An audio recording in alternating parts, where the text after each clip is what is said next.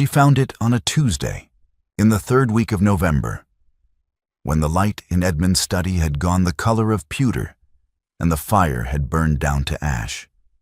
Caroline had been looking for the Briarden household account book, the one the estate secretary had misplaced.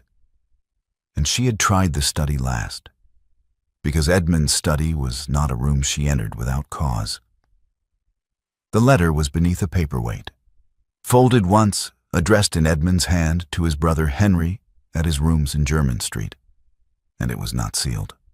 She told herself later that she had not meant to read it. She read it twice. The arrangement proceeds as I anticipated. She's quiet and manages the house without incident. Beatrice is no trouble. I will not pretend the situation is what I would have chosen. But the money makes her tolerable, and a man in my position cannot afford to be particular. Father left us worse than I knew. She does not appear to understand the extent of it, which is a mercy for both of us. Caroline folded the letter along its original crease. She replaced it under the paperweight at precisely the angle she had found it. She stood in the middle of her husband's study for a moment, with her hands at her sides. And then she walked downstairs to her own writing desk in the morning room. The room Edmund had given her because it faced north and received no afternoon sun, which she had understood at the time as the kind of small discourtesy that accumulates in a marriage without ever being named. She sat down. She drew a sheet of paper toward her. She wrote to Pelham at Pelham and Coots, Lincoln's Inn, and she underlined the words "at your earliest convenience" with a single clean stroke of the pen, and the underlining was the only evidence in the room of anything at all. Above her, footsteps crossed the study floor. Edmund returning. She heard the creak of the desk chair, the soft sound of a drawer opening. She did not move. She finished the letter, sanded it, sealed it, and set it with the Morning Post.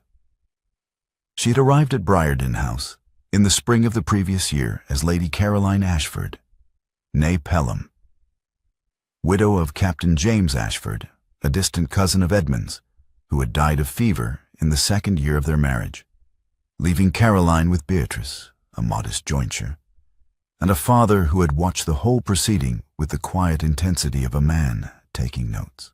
Sir Marcus Pelham had built his fortune in trade.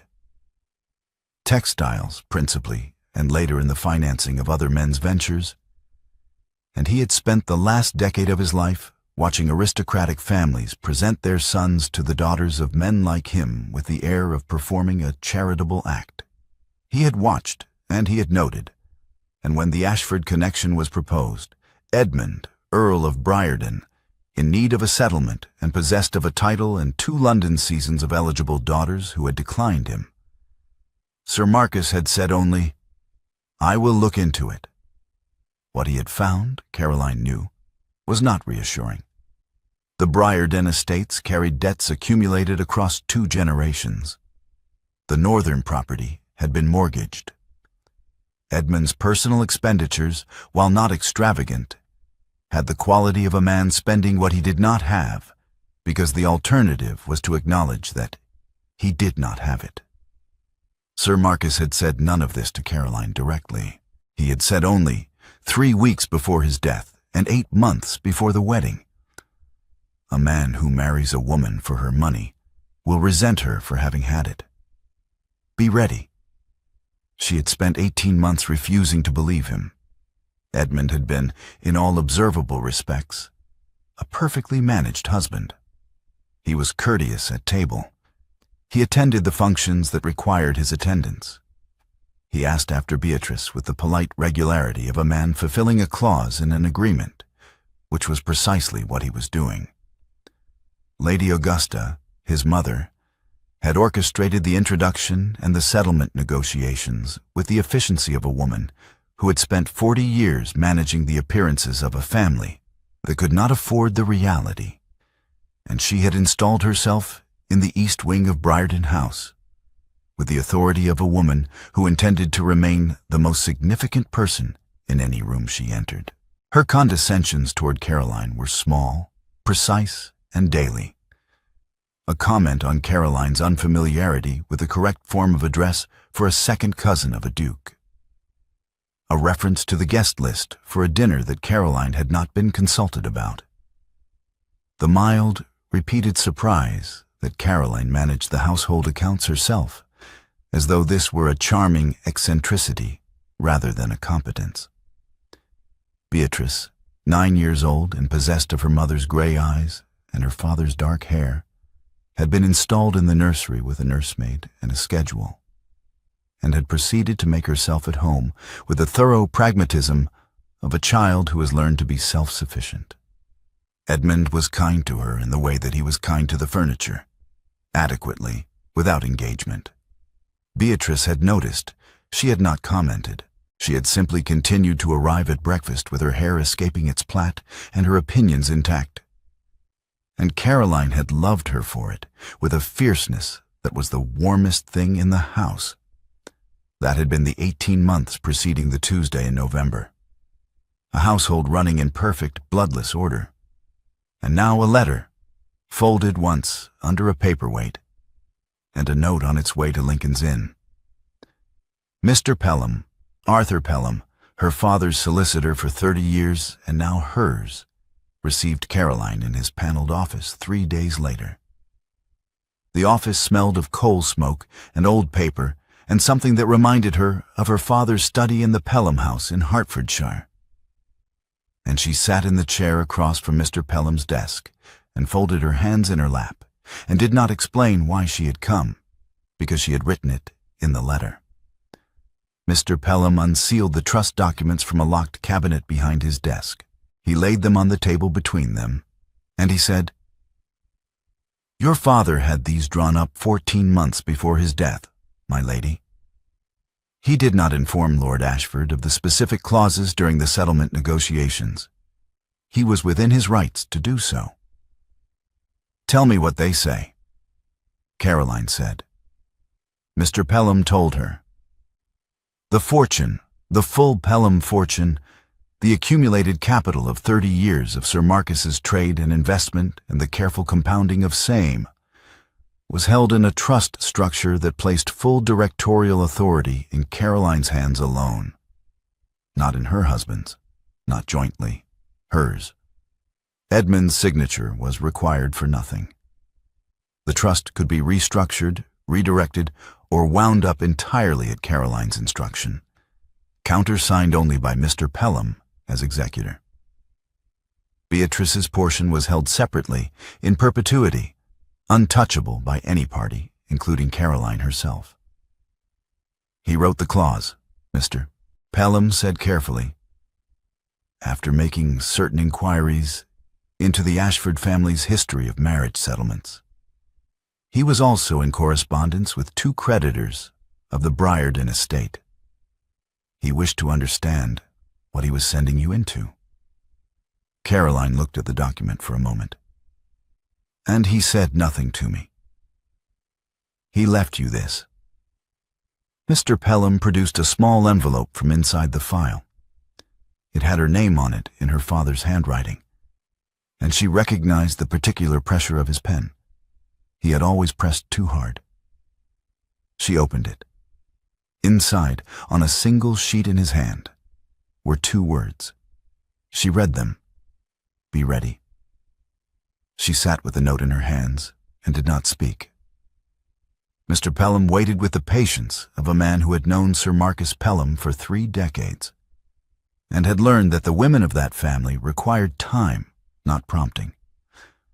"There is one thing I must tell you before you decide how to proceed, Mr. Pelham said at last. Once you begin restructuring the trust's administration, once tradesmen receive payment from Pelham and Coots rather than from Briarden accounts, once estate managers receive correspondence bearing your signature, there is no retreating to a position of ignorance. Creditors will know you have acted. Your husband will know. His family will know. You cannot begin and then step back." "I understand," Caroline said. "You are certain?" She folded her father's note and placed it in her reticule beside her gloves. "Begin," she said. She began quietly, because quiet was the only mode she had ever used in that house, and because quiet was, as it turned out, considerably more effective than noise. The first change was in the payment of tradesmen, the butcher, the coal merchant, the linen draper, 3 of the principal suppliers, to Briarden House. Letters went out from Pelham and Coots redirecting settlement of accounts. The amounts were the same. The source was different. The tradesmen, who cared about payment and not about its origin, made no comment. The estate secretary, Mr. Graves, noticed the change in the ledger entries within a fortnight and brought his concern to Edmund. Edmund came to Caroline at dinner on a Thursday evening in December, when Beatrice had been sent upstairs and the table had been cleared to the port and the candles had burned down an inch. He did not raise his voice. He asked his questions in the precise, controlled manner of a man who has prepared them in advance, and Caroline had known him long enough to recognize the preparation. "The Briarden household accounts," Edmund said. "I am told the October and November settlements have been paid from an external source." "From the Pelham Trust, yes," Caroline said. "Through Mr. Pelham at Lincoln's Inn." Edmund set down his glass. "On whose instruction?" "Mine," Caroline said. "You directed your solicitor to redirect payments from the estate accounts without consulting me." "The trust requires no consultation," Caroline said. "The trust documents are held at Lincoln's Inn. Mr. Pelham can make them available to you at any time." Edmund was quiet for a moment. "And the correspondence to the Northern Estate Manager?" "Mr. Graves informs me that a letter arrived bearing your signature." "Below yours," Caroline said. "As is proper. The letter concerned the drainage works on the eastern field, which have been deferred for 2 years. I directed that they proceed. The cost will be met from the trust." "You directed estate works without my authority." "I directed estate works within mine," Caroline said. "If you would like to review the relevant clause in the trust instrument, I can have Mr. Pelham send a copy." Edmund looked at her across the length of the table. He had a particular expression she had learned to read in 18 months of marriage. Not anger exactly, but the quality of a man who has run out of ground and knows it. He asked 3 more questions. She answered each one correctly and completely, citing the specific clauses, naming the specific dates, leaving him nothing further to reach for. He said good night. She said good night. She listened to him walk upstairs, and she remained at the table with her hands flat on the cloth and looked at the candles until they guttered. The creditor's notice arrived the following week.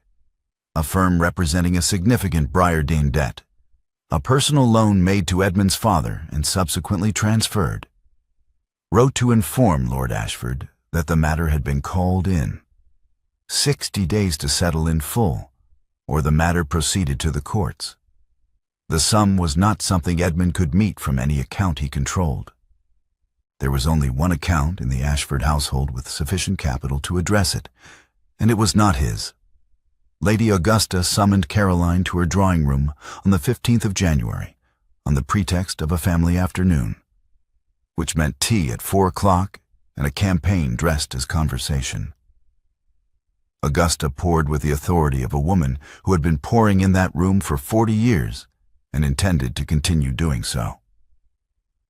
"I have been hearing things," Augusta said, setting the teapot down with the precise emphasis of a woman who wishes you to understand that she hears everything.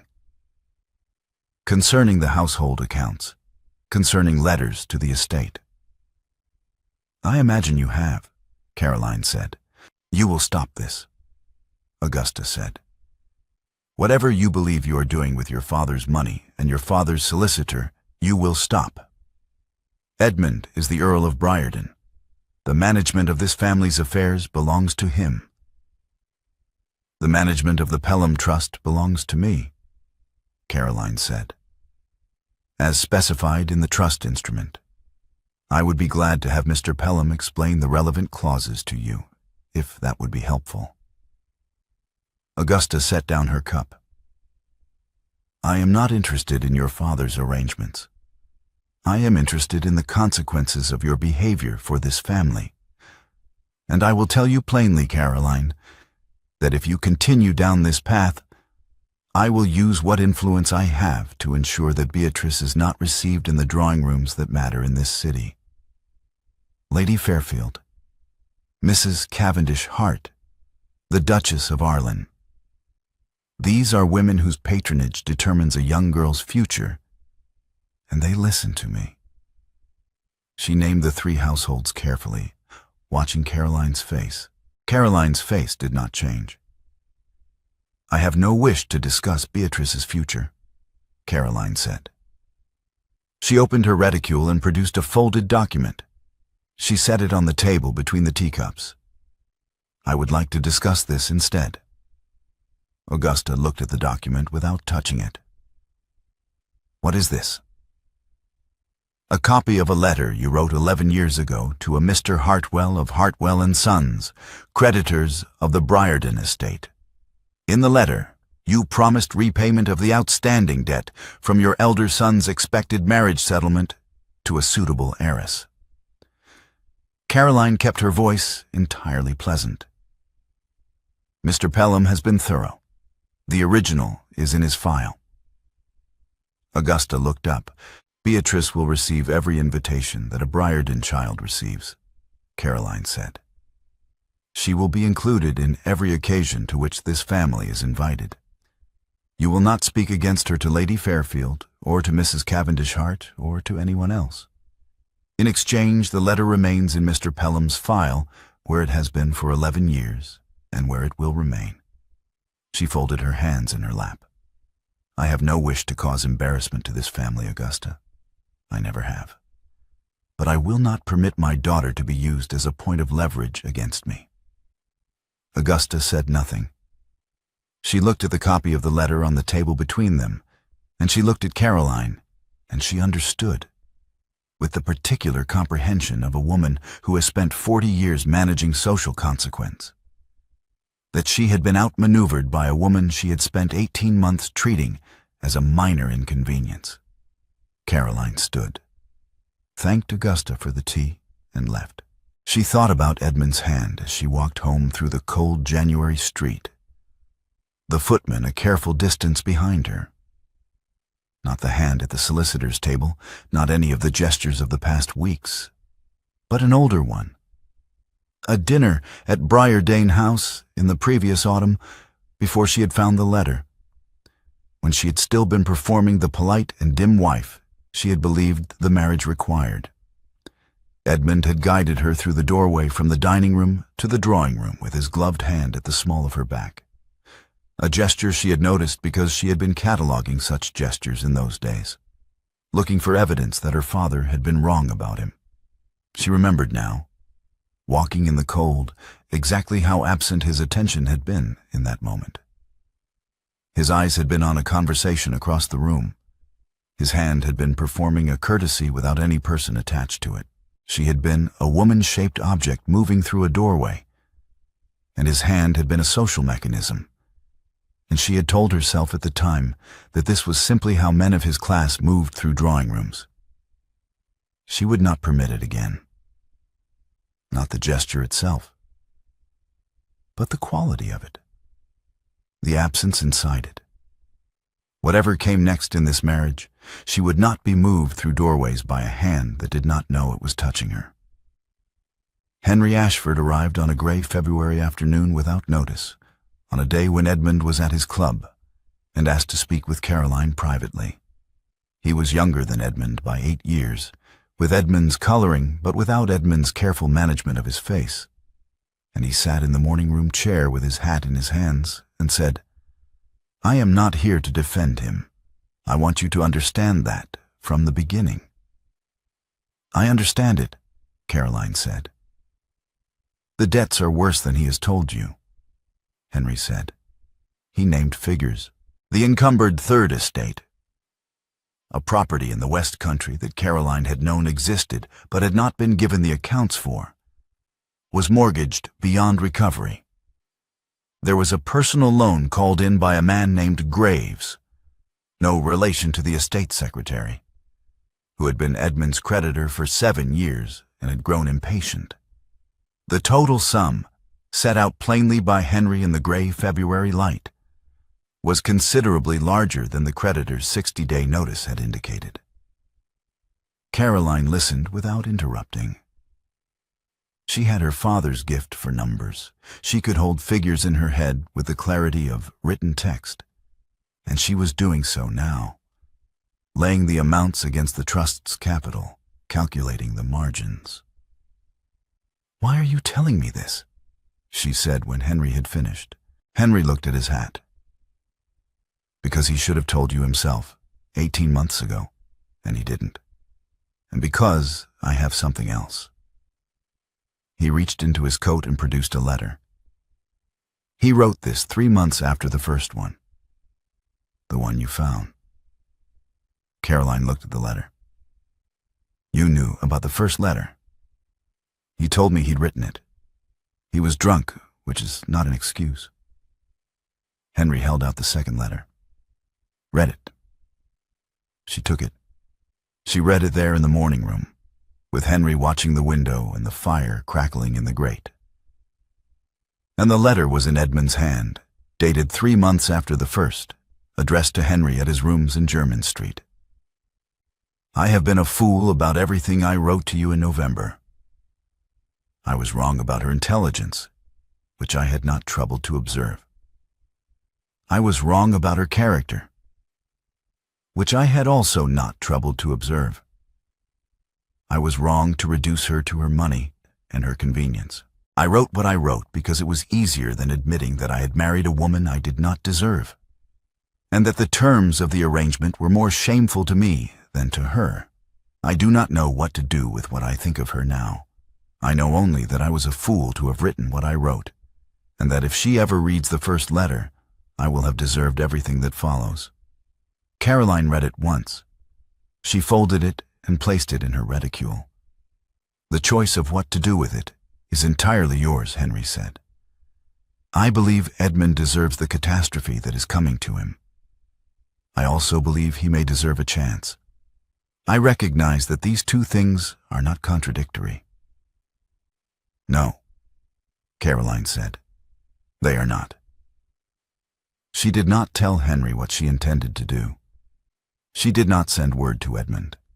She sat for a long time after Henry left, with the fire burning down and the gray light fading, and she thought about her father's note, and about the figure of the total debt, and about the letter in her reticule, and about the particular quality of a man who writes his own indictment in his own hand and sends it to his brother, because he does not know what else to do with the truth. The creditor's 60-day notice required Edmund's presence at any negotiation concerning the encumbered estate. And so he came to the country house, not by Caroline's invitation, but because the situation required it, and Edmund understood situations. They traveled separately. He arrived the morning after Caroline and Beatrice, and he was courteous at breakfast in the way that he had been courteous for 18 months. Except that now, the courtesy had something underneath it that it had not had before, a quality of restraint that was different from coldness. Caroline noted it and said nothing. The land agent conducted his inspection over 2 days, and on the second morning, while Caroline was walking from the kitchen garden toward the stables to review the drainage works, Beatrice ran ahead on the path between the garden wall and the stable yard, where the overnight frost had laid a skin of black ice across the cobblestones. Beatrice slipped. She went down fast and hard, and Edmund, who had been walking 6 feet behind her, moved without any visible thought. He was simply suddenly there, catching her before she hit the ground, his arm around her waist, her weight against his side. He set her on her feet and crouched down to her level, and began brushing the snow from her coat with both hands, carefully, methodically, checking the sleeves, the hem, the knees, with a deliberateness and a gentleness that Caroline had not seen him show anyone in 18 months of marriage. Not to her, not to his mother, not to any person in any room she had ever watched him occupy. Beatrice said, "I'm all right, sir," in the practical tone she used when she was slightly shaken but preferred not to admit it. "I can see that," Edmund said. "Hold still." He finished with the coat, straightened, and offered Beatrice his arm for the remainder of the path. Beatrice took it with the gravity of a 9-year-old accepting a courtesy, and they walked the rest of the way to the stables together. Caroline walked behind them and did not comment. She filed it away in the careful ledger she had been keeping in her mind since November, not against him, but simply as data, because she was her father's daughter and she did not make decisions without data. The solicitors' meeting took place in London the following week, in Mr. Pelham's panelled office at Lincoln's Inn. Mr. Pelham laid out the full trust documentation on the table and read the key clauses aloud in the dry, careful voice of a man who has read important documents aloud many times and knows the value of clarity. Edmund sat across the table from Caroline and listened. And Caroline watched the moment when Edmund understood what he was hearing. The moment when the specific language of the trust clause landed.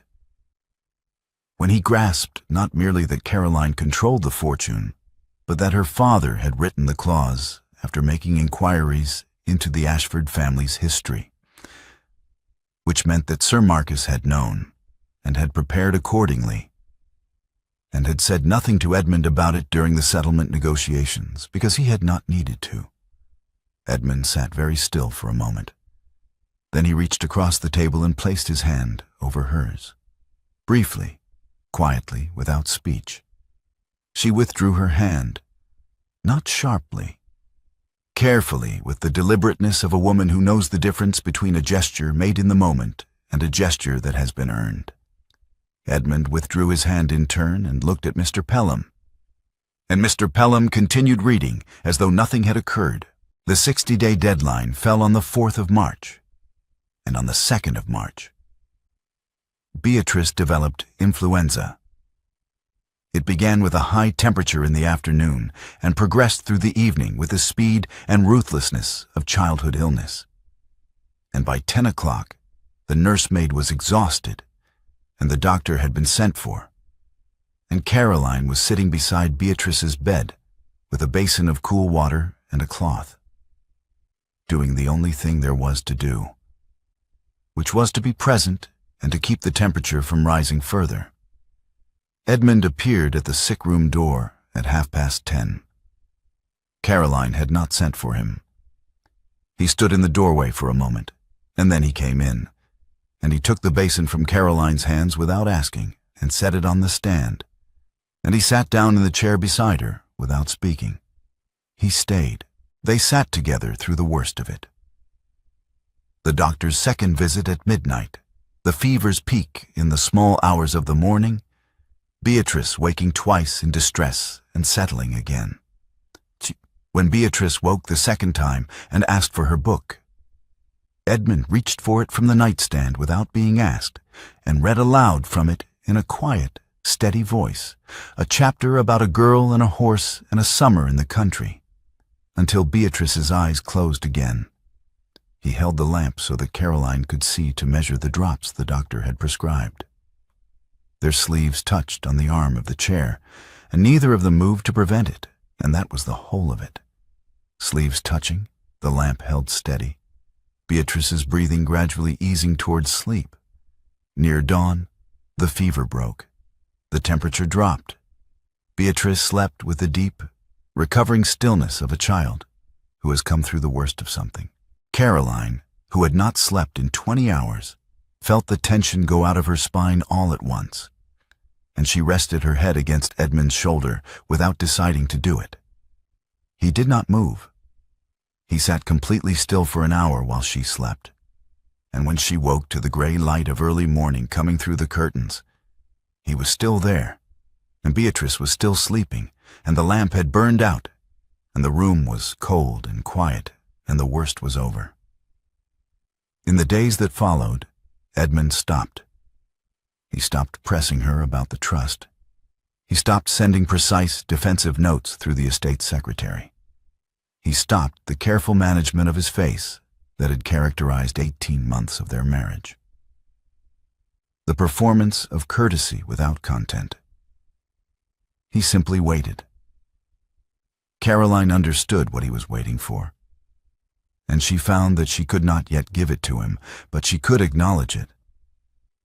And so she did, in the only language she had. She continued with the settlement. She sat in her writing room on the morning of the 4th of March and drafted the terms with Mr. Pelham, who had come to the house at her request. Edmund would sign management of all Ashford family assets to the Pelham Trust. Beatrice's inheritance would be ring-fenced in perpetuity, held separately from everything else. Edmund would retain the title and the family seat at Briarden, the house and the grounds, but he would hold no independent capital. The debts would be settled from the trust.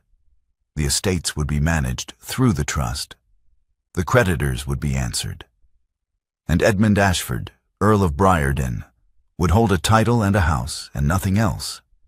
And every financial decision concerning his family would require the agreement of the woman the letter had described as tolerable. The terms were exact and complete and entirely fair, given what they were. Caroline sealed the document. The private dining room at the Albany was small and well lit and smelled of candle wax and the particular wood smoke of a fire that had been burning all day. Henry arrived first and stood by the window. Caroline arrived second and sat at the table. Edmund arrived last, on time, and sat across from Caroline with the settlement between them on the white cloth. He read the document in full. He read every clause, every figure, every condition, without interruption and without expression, turning the pages with the careful attention of a man who is reading something that will define the rest of his life, and knows it. When he reached the last page, he set it down. He did not reach for the pen. He looked at Caroline. "Before I sign this," Edmund said, "I need to tell you something. Not because it changes the terms, it doesn't, and you should not let it. But because I will not have my signature on this document stand as the last true record of what I think of you." Henry said nothing. Caroline waited. 3 months after I wrote that letter, Edmund said. "The one you found under the paperweight in November. I wrote a second one. To Henry. I told him I'd been wrong about everything I wrote in the first. I told him I'd been wrong about your intelligence, which I had been too arrogant to observe. Wrong about your character, which I had been too certain of my own superiority to see. Wrong to reduce you to a figure in a settlement when you were, in fact, the most capable and the most honest person in this house." He stopped. "I have not sent you a copy of that letter because I did not believe I had the right to ask you to read it. But I want you to know its contents. I want you to know that I have spent the last 6 months trying to become a man you might have chosen to marry, if I had been honest with you from the beginning. Not because I expect that to alter what you have written here, but because you should know that the man who is signing this document is not the man who wrote the first letter." The room was very quiet. The fire shifted in the grate. "I was a fool," Edmund said.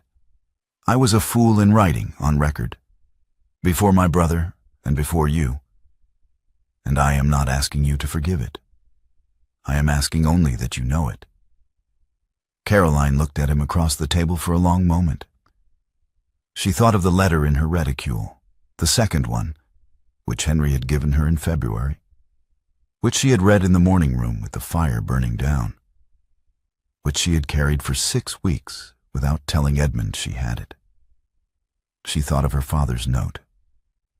She thought of the frozen path and the basin, and the hour at dawn when Edmund had not moved.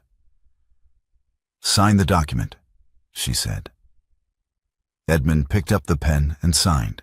Henry witnessed his own signature below Edmund's, and then he looked at both of them with the expression of a man who has done what he came to do and would very much like to be elsewhere. He said he would see himself out. He left. The room was quiet. Caroline looked at the signed document on the table between them. Then she said, "I would like to see the second letter." Edmund looked at her. "You knew about it." "Henry gave it to me in February," she said. "I have read it. But it is yours, and I would like you to give it to me yourself." Edmund was still for a moment. Then he said, "It's in my study, at Briarden House. I kept it in the locked drawer." "Then take me there," Caroline said. The study at Briarden House was dark when they arrived, and Edmund lit the lamp on the desk himself rather than calling for a servant. He unlocked the drawer with a key from his watch chain. The locked desk drawer she had passed 10,000 times in 18 months of marriage. The one she had never opened and never asked about. He took out the letter, still sealed, and handed it to her. She broke the seal and read it, standing at his desk, while he walked to the far side of the room and stood at the window, giving her the full width of it, his back half turned. The letter said what Henry had told her it said, but reading it in Edmund's hand was different from hearing it described. He had written it at speed, she could tell from the pressure and the slight disorder of the lines. And there was nothing careful about it. No management of impression, no performance of correctness. Just a man writing to his brother at speed because the truth had become heavier than his ability to carry it silently. She folded it. She looked up. Edmund was watching the window, the lamplight catching the side of his face, and he did not know she was looking at him. She crossed the room. She had kissed him before in 18 months of marriage, at the wedding, and twice at public occasions that required it. And those kisses had been performed with the same quality as his hand, at the small of her back, social mechanisms, courtesies without persons inside them. This was different. She reached him at the window and put her hand against his jaw and turned his face toward hers. And the kiss was hers. Slow, deliberate, chosen by her with full knowledge of what she was choosing. He went very still for a moment, as though he did not quite trust what was happening. And then his hand came up to cover hers against his face, and he kissed her back with the care of a man who understands that he is being given something he has not earned and intends to spend the rest of his life deserving it. Spring came to the Briarden country house in April, when the frost finally left the ground and the scaffolding went up against the east wing where the roof had been leaking for 2 winters. Caroline had authorized the repair in March. The funds released from the trust, the contract signed by Mr. Pelham on her instruction. The sound of work, hammers, men's voices, the scrape of stone, came through the windows of the estate office where she sat each morning with the accounts spread across the desk, reviewing the figures with the particular attention of a woman who had been trained by her father to know exactly what she owned and what it cost. Through the open door of the corridor, Beatrice ran past with mud on her boots and her plait undone, and Edmund's voice followed her from somewhere toward the garden. Not sharp, not managed, not the voice of a man performing courtesy, but the voice of a man who has been trying to catch a 9-year-old for the last 10 minutes and has not yet succeeded and does not, in truth, particularly mind. "Beatrice, the boots. They're only a little muddy." "They are considerably muddy. Come back." The sound of Beatrice's laughter receding toward the stairs. The fire in the grate of the estate office had been burning since morning, A fire in a room that had spent 2 winters cold, because the previous estate manager had not thought it worth the coal to heat a room that Lady Ashford used only occasionally. Caroline had corrected this in February, without ceremony, through the housekeeper, and had not mentioned it to anyone. She heard Edmund's footsteps in the corridor and then in the doorway, and she heard him pause, and she did not look up from the accounts immediately, because she was finishing a column of figures and she had her father's intolerance for losing her place. "The east wing roof," she said when she had finished. "The contractor says 6 weeks. "I saw the estimate," Edmund said. He came into the room and stood beside her desk, looking at the accounts spread across it. "You have been reviewing the drainage costs. The eastern field drainage is 3 years behind schedule. I intend to address it this summer." She looked up at him. "Unless you have objections."